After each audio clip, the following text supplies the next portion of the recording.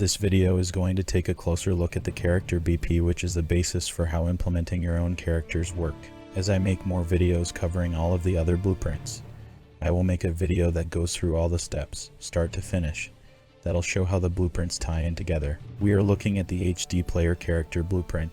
You can find this under HD Assets, Content, Core, Folder, starting at the top of the blueprint. I'll work my way down and explain the configurable parameters available in the blueprint. I'll skip over the sections that aren't totally necessary. The equipment display settings change how fast the inventory UI disappears after activating the overlay. These are just standard pawn settings. This would be where you set your AI controller blueprint if you wanted to implement your own. Point of interest settings sets the icon for the player symbol that's displayed on the in-game map. You can set the texture file to the icon you'd like to use. We have a green directional icon set as a default. VoIP settings, you can leave this as is. We currently have local VoIP implemented and is fully functional. Under health, you can set the max player health, toggle settings for health regeneration if you want the player to restore health over time. Under suppression, you can set the audio cue and volume level used for bullet crack sound. Unfortunately, I don't have a lot of experience working with the audio engine in UE4 yet. I encourage you to read through Epic's documentation if you're looking to learn more about it. You can ignore the replication section.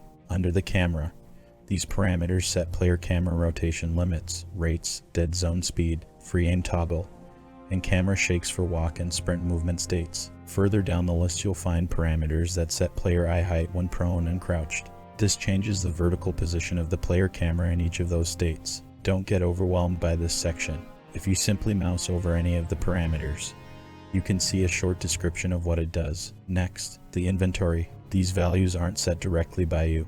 This information is passed in from the kit data asset and weapon blueprint you select based on the available player classes within that faction while you're in game.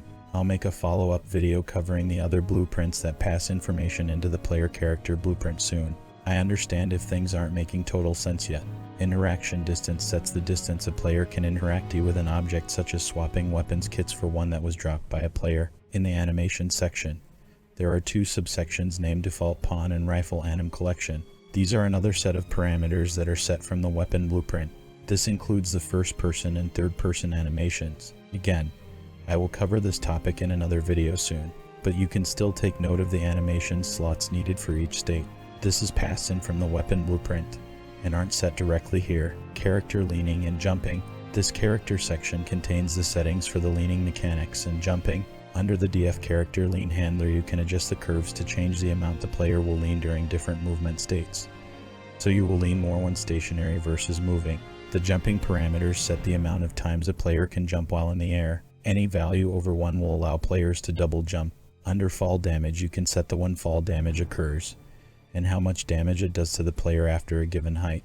The radial menu is very rough and still needs a lot of work, so I don't have enough information to share right now. I hope you found this video useful.